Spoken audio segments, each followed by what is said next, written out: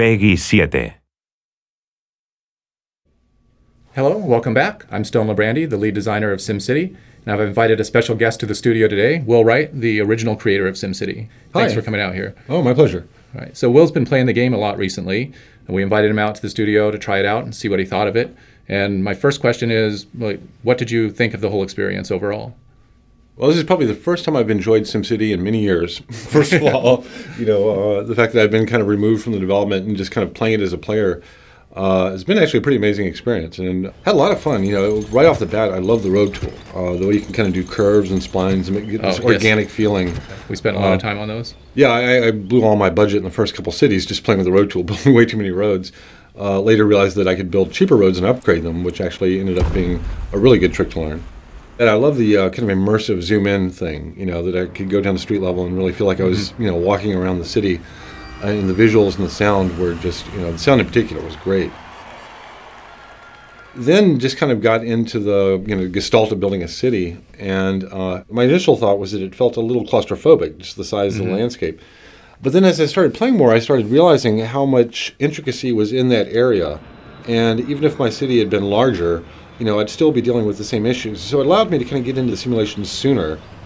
It was more about the quality of what I was building and less about the quantity, which I kind of liked, because then I could actually really focus in on something that felt manageable, but still have the depth of simulation. Were you more trying to make a statement, make something beautiful, or were you trying to win the game? Did you have goals for yourself? I'd say I'm somewhere between the two, but I definitely, aesthetics was a big part of it. I wanted these organic looking cities that at the end of the day I could kind of, upgrade and make look beautiful with parks and all the kind of curves help a lot with that. Yeah. Then I started realizing that I had to watch my budget, and I was blowing all my money buying all these fancy toys for my city. And so then I started a couple more cities, with a little bit more fiscal discipline. As I started kind of delving into what was going on through the different networks and the data layers, the pollution, the land value, and all that kind of stuff, I was actually very impressed with the way it was presented, because there was obviously a lot of stuff going on underneath the hood of the simulation, but yet it was presented all very, very graphically. Almost never looked at a number except for maybe my budget or my population. Those are the only two numbers I really even had to look at. I also like when you turn on, say, the crime layer, and then you see these big orange areas and these big blue safe areas, and you're like, oh, I'm going to live over here. And then you look at education. It's like, oh, this is a great school, no crime. This is a much better spot to live than over here in this part of the town. And also I would think of the neighborhoods almost as like little test tubes, where I'd go in and I would try a lot of things in a neighborhood, see if I could improve that neighborhood. If that worked, then I would replicate that other places, which in a lot of ways is the way a lot of actual cities approach city planning, is they will actually try little initiatives, at kind of the district level, see if it works. If it works, they roll it out to the rest of the city. It was actually interesting to me when I was playing these cities that were economically challenged. And, I was having to cut back on city services. And, it was really kind of an interesting decision from the player's point of view in terms of, again, do I cut back, police or fire services? And I really need to get the city producing money. And so kind of being in these kind of behind the curve situations where I'm now looking at the residents and wondering, okay, how is this going to impact their lives, Speaking of that, I'm wondering, did you feel that you got an emotional attachment to the Sims themselves in the game? Did you actually feel that the people were the heart of the game, or were you more focused on the buildings? I actually had more of an emotional attachment to the neighborhoods. And when I go down the street view and I would kind of listen to the sounds and see the people walk around, see what kind of houses they were living in, what kind of jobs were there, I really got a sense for certain neighborhoods, and I found myself becoming emotionally invested in particular neighborhoods. Like, oh, this one's so, close, and it's such a great location, and just a little bit more of this, that, and the other. And I would go in and I would kind of overspend on parks and things in that area, maybe at the expense of some other neighborhood that I didn't really care about. But in my mind, I was almost kind of like, that's where I lived. This is my neighborhood.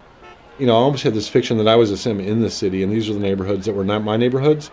And I thought that the street level view did a kind of an excellent job of giving you that kind of sense of of being there. Did you try new ideas and new types of experiments, new types of cities? Well, I would kind of approach, I think, every city I made in a slightly different way, kind of as a meta strategy. What if I try to do something where the transportation is my highest priority?